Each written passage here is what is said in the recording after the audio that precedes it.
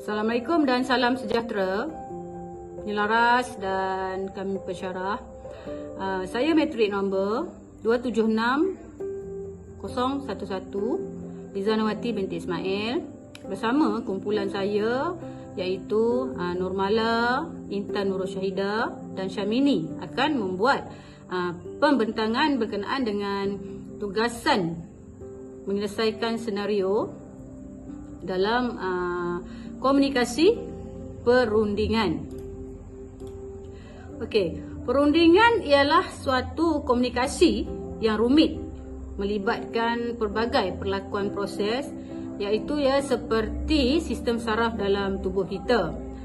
Oleh itu, komunikasi yang berkesan adalah sangat mustahak bagi memastikan perundingan tidak terbantut. Di samping itu, persepsi perunding-perunding mengenai isu dan situasi diri masing-masing boleh menimbulkan kesan dan kesan itu akan menyukarkan lagi perundingan. Kelemahan atau kurang komunikasi semasa berunding boleh menyebabkan konflik yang sukar untuk diselesaikan. Perundingan merupakan sebuah objektif di mana dua atau lebih individu akan berunding antara satu sama lain untuk mencapai kepada persetujuan bersama. Rundingan adalah satu cara untuk menyelesaikan konflik antara individu. Latar belakang rundingan di mana rundingan bersama Biro Hal Ehwal Perdagangan dan Budaya Kementerian Dalam Negeri Amerika Syarikat akan berlaku dan kumpulan kami dipilih untuk melakukan rundingan tersebut. Tujuan rundingan adalah untuk membantu meningkatkan hubungan di antara dua kebudayaan iaitu Amerika Syarikat dan negara lain. Ia juga melibatkan keperluan untuk menukar cara berkomunikasi, dialek dan bahasa badan menjadi kepentingan dalam perundingan ini. Seterusnya, pembentangan akan disampaikan oleh rakan-rakan saya.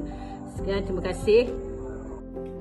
Assalamualaikum dan salam sejahtera Tuan Pensyarah dan rakan-rakan sekalian. Saya Nurmala binti Muhammad, nombor matrik 274461 akan menyambung pembentangan daripada rakan saya sebentar tadi iaitu mengenai apakah tindakan yang sesuai untuk diambil bagi menghadapi senario seperti yang disebutkan tadi. Okey, yang pertama adalah dari segi kognitif iaitu satu tindakan meningkatkan kefahaman budaya orang lain seperti melalui bahan bacaan, sumber-sumber luar daripada internet dan juga melalui orang-orang yang berpengalaman. Kita perlu mengenal pasti perbezaan dan halangan komunikasi yang mungkin berlaku dalam interaksi seperti pola komunikasi, adat resam, nilai dan bahasa. Sebagai contoh, pembelajaran bahasa Inggeris Amerika Syarikat dan bukan versi bahasa Inggeris UK adalah sesuai untuk dipelajari bagi memudahkan proses komunikasi sekaligus melancarkan sesi perundingan yang dilaksanakan.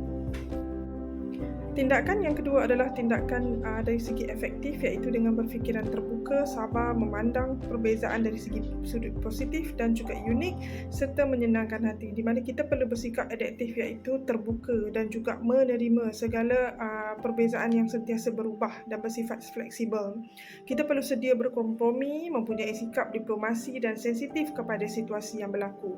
Contohnya dalam situasi menepati masa iaitu di Malaysia di mana rakyat Malaysia dikenali dan diketahui sangat kurang untuk menepati masa, sedangkan dalam persekitaran di Amerika Syarikat mereka adalah rakyat yang sangat menepati masa. Contohnya apabila kita menghadiri sesi mesyuarat tepat pada masanya dan ianya akan memberikan persepsi yang baik kepada pihak yang satu lagi.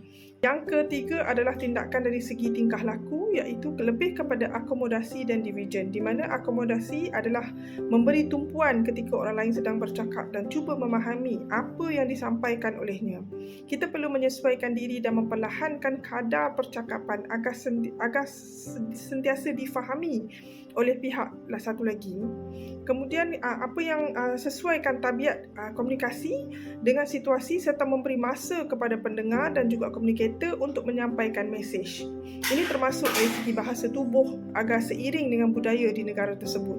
Manakala divergen iaitu individu yang cuba mengelak daripada berinteraksi dengan orang lain, elak daripada situasi mungkin timbul konflik, dan ini adalah strategi yang betul harus diambil bagi memastikan perundingan berlangsung dengan baik.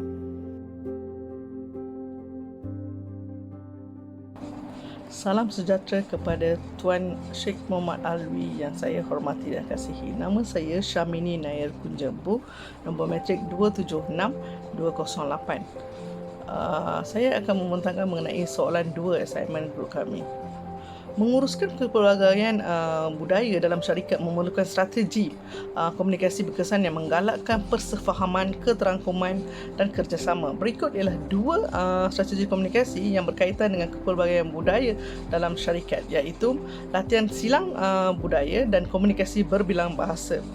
Kalau kita lihat latihan silang budaya, dengan ni kita boleh menyediakan program latihan silang budaya untuk pekerja adalah penting dengan meningkatkan perfahaman budaya dan memupuk tempat kerja yang pelbagai dan inklusif.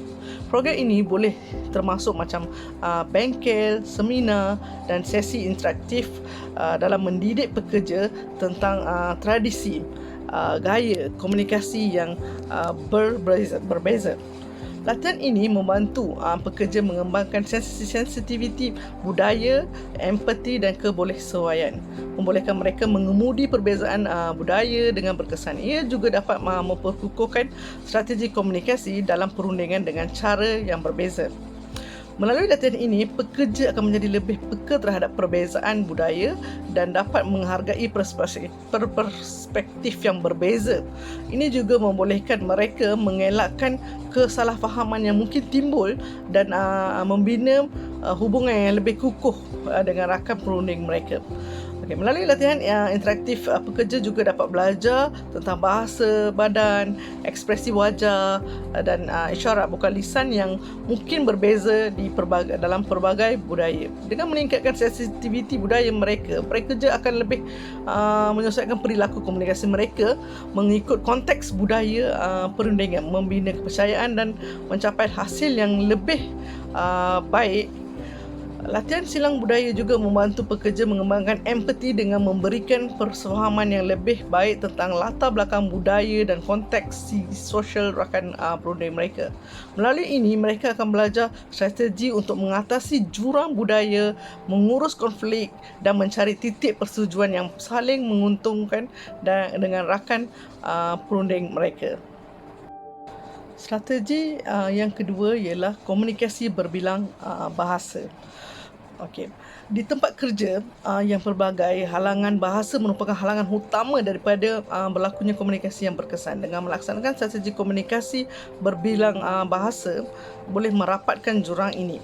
Bahasa Inggeris biasanya digunakan sebagai bahasa komunikasi utama dalam perniagaan, terutamanya di syarikat-syarikat yang berorientasikan global dan dalam perbincangan perniagaan dengan rakan kongsi antarabangsa.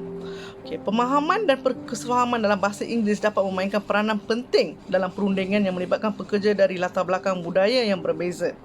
Penggunaan bahasa Inggeris juga dapat memberikan manfaat dalam memahami dokumen-dokumen penting dalam perundingan atau mengambil bahagian dalam mesyuarat yang melibatkan pekerja dari pelbagai latar belakang budaya.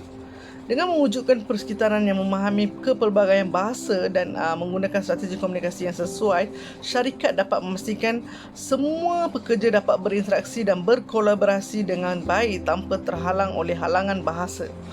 Ini akan memperkukuhkan strategi komunikasi dalam perundingan kerana pekerja akan dapat menyampaikan dan memahami maklumat dengan lebih baik serta meningkatkan kesan perundingan dan mencapai hasil yang lebih baik dalam konteks global yang semakin terhubung. Sekian, terima kasih daripada saya. Baiklah, seterusnya saya akan bentangkan poin yang seterusnya daripada kawan saya, iaitu yang ketiga adalah mendengar pandangan secara aktif dan dialog terbuka. Dalam konteks perundingan, kemahiran mendengar secara aktif penting untuk memahami perspektif dan juga pandangan pihak lain. Melalui proses mendengar secara aktif, kumpulan perundingan dapat memperoleh maklumat yang lebih mendalam tentang keperluan dan keinginan rakan perunding mereka. Selain daripada itu, bertanyakan soalan yang dapat menjelaskan perspektif yang berbeza dapat membantu mengelakkan wujudnya salah faham dan mencari titik kesepakatan yang dapat memberikan hasil positif semasa perundingan. Selain mendengar secara aktif, mewujudkan platform atau saluran untuk dialog terbuka juga penting dalam perundingan silang budaya ini. Ini membolehkan pekerja dari latar belakang budaya yang berbeza untuk berkongsi pengalaman, cabaran dan idea mereka serta mewujudkan persefahaman. Contohnya, delegasi daripada negara Amerika Syarikat menyampaikan pandangan mereka mengenai sesuatu isu dan wakil yang ada menggunakan strategi mendengar secara aktif dengan memberikan perhatian sepenuhnya kepada penyampaian mereka.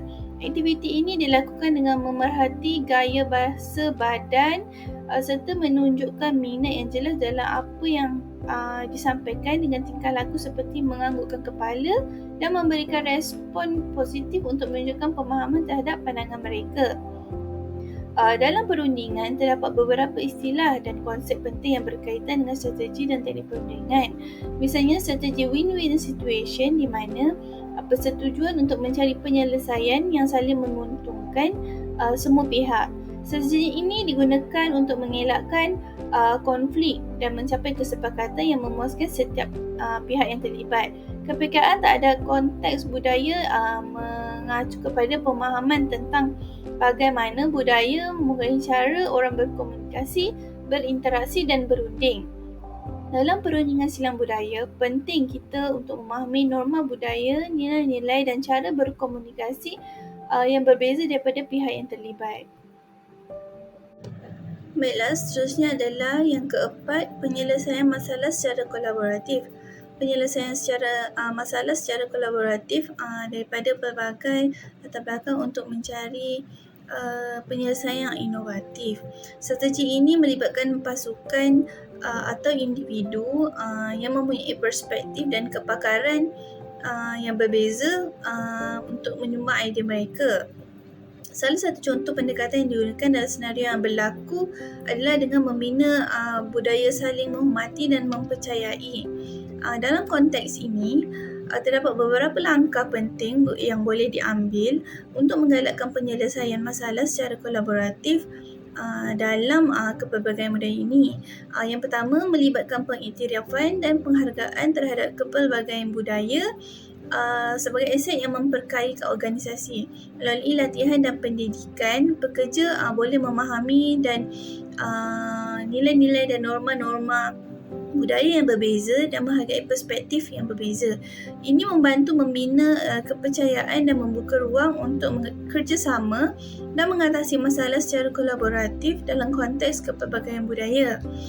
Yang kedua, penting untuk menggalakkan komunikasi dan terbuka dan aktif di kalangan pekerja daripada latar belakang budaya yang berbeza.